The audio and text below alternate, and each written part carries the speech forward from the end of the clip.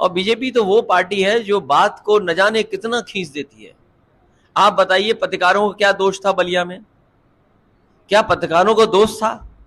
Paper किसने leak किया? प्रशासन की जिम्मेदारी थी। पत्रकार ने तो केवल सूचना दी, मदद करना चाहता था पत्रकार, लेकिन पत्रकार को जेल भेज दिए गए। और अयोध्या जैसी जगह पर 5 साल की बेटी के साथ बलात्कार हो जाए, उसके साथ घटना घट जाए।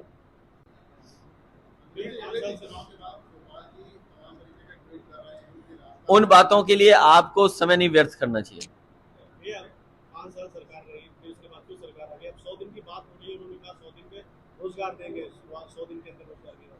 समाजवादी पार्टी की मांग कई बार रही है, जिन लोगों को नौकरी दी है कम से कम बताया जाए कि इनको नौकरी दी है।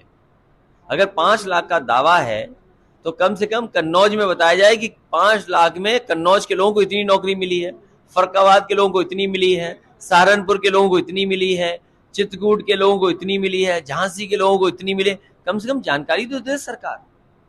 और अगर जानकारी सरकार नहीं दे रही है तो आंकड़ों से खिलवाड़ कर रही है। बहुत बहुत धन्यवाद। ये चुनाव में जिस समय मुझे अपनी बात रखने का मौका मिल रहा था, पूरे चुनाव में ये बात कही गई कि जैसे ही चुनाव खत्म होगा पेट्रोल डीजल से लेकर के सब महंगाई बढ़ेगी।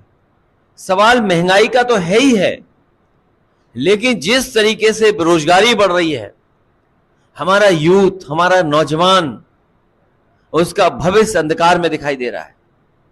ये कंटिन्यूटी की सरकार है, ऐसी सरकार नहीं है कि जो कोई नई सरकार बन गई हो। ये सरकार वही है जो पहले सरकार थी। कम से कम नौजवानों को रोजगार और नौजवानों को नौकरी कब सरकार देगी? पूरा नौजवान भटक रहा है। अच्छी पढ़ाई करने के बाद, अच्छी डिग्री हासिल करने के बाद अभी भी घर बैठा है, अपने घर परिवार के बीच में बैठा है, उसे नौकरी रोजगार नहीं मिल रहा है। जहां महंगाई की मार है वहीं बेरोजगारी की भी बड़ी मार हो रही है। और सुनने में तो ये आ रहा है कि कई नौजवान इतने निराश हो गए हैं कि वो आत्महत्या करने तक तैयार हो गए। तो जहां आत्महत्या हो रही हो उसमें पुलिस बुला करके आपको भी जेल में ठूस दिया जाए। और दुख तब है जब किस तरीके से उस पत्रकार के बच्चे रो रहे हैं, परिवार के लोग दुखी हैं, उसकी मां कितनी दुखी है सोचिए। मां को पता ही नहीं था कि उसका बेटा जो नौकरी पे गया है वो घर शाम को नहीं लौटेगा, वो जेल भेज दिया जाएगा। बच्चों के आंसू नहीं रुक रहे हैं। ये कैसी सरकार है सोचिए, जो लोकतंत्र को बचाने के लिए हमारे पत्रकार सब कुछ लगा देते हैं। उन पत्रकारों के साथ ये व्यवहार, बहुत ही निंदनीय व्यवहार हो रहा है इस सरकार में।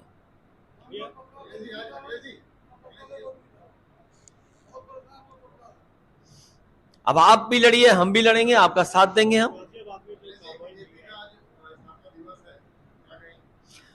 मुझे खुशी है कि उन्होंने लाल टोपी नहीं पहनी, लेकिन लाल टोपी की जगह कोई और टोपी पहन ली उन्होंने। जो लोग टोपी को बुरा भला कहते थे, आखिरकार क्या परिवर्तन आ गया कि खुद टोपी पहननी पड़ गई उनको। लेकिन केवल टोपी पहनना नहीं, सिद्धांत पे खड़े रहना कैसे करेंगे? भारतीय जनता पार्टी के लोग कम से कम उस सिद्धांत पे कैसे खड़े होंगे कि लोकतंत्र बचाने के लिए समाजवादियों ने लाल टोपी पहनी।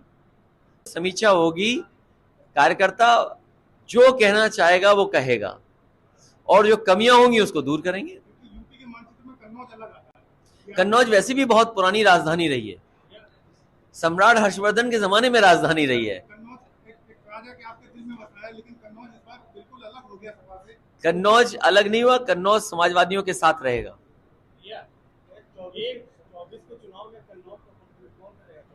अभी से जल्दी क्यों है? समाजवादी पार्टी जीतेगी।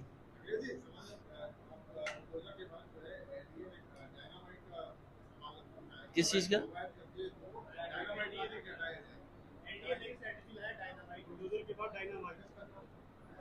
देखिए, सरकार है, कुछ भी कर सकती है।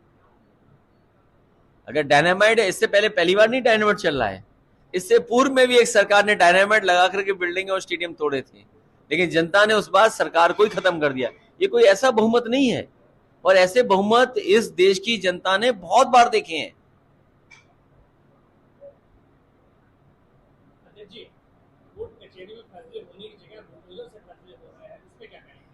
समाजवादी पार्टी कानून पर, संविधान पर भरोसा करती है, भारतीय जनता पार्टी संविधान पर भरोसा नहीं करती।